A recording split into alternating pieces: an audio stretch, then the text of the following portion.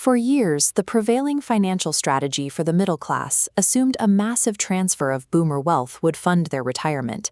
But current economic data indicates those expected assets are being liquidated to cover the costs of the present before they can be handed down.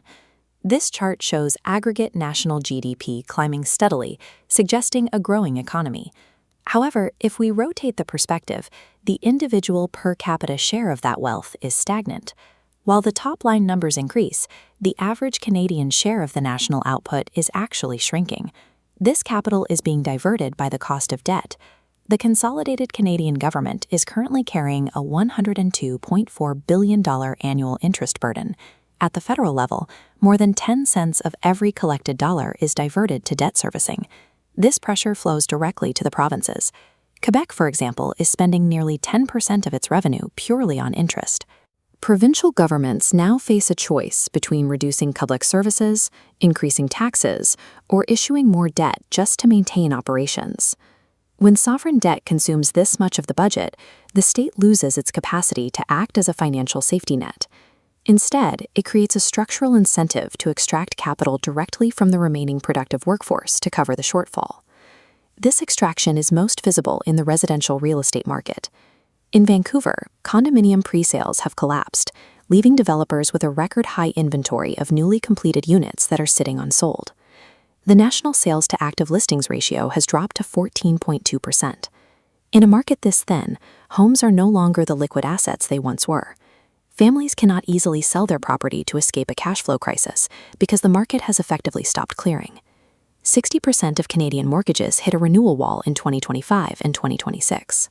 Originated during the pandemic below 2%, they are resetting into tripled interest costs, triggering a sudden, non-negotiable 20% spike in required monthly payments. Shelter is now a fixed cost, consuming a larger percentage of total income than at any point in the last several decades. To keep their homes, households are forced to divert thousands of dollars away from discretionary spending to cover the interest, locking the middle class into a period of forced austerity. While households struggle with debt, the assets they expected to inherit are also being drained. As the boomer generation ages, private equity firms have aggressively consolidated the senior living sector, extracting residential equity through rising fees for assisted living and medical care. There are also legal mechanisms at play. Provincial lookback periods allow the state to reclaim equity from the family home to offset the costs of subsidized public care. This effectively redirects the primary asset of the middle class toward corporate profits and state reimbursements. To out-earn these costs, the economy would need to grow faster than the debt. But the Bank of Canada's Scenario 2 forecast, which accounts for a global trade war and broad-based 25% tariffs, shows the opposite happening. This chart shows how trade tariffs destroy capital efficiency. Under this scenario, Canada's total economic capacity slows to a near halt of 1.1% annually through 2028.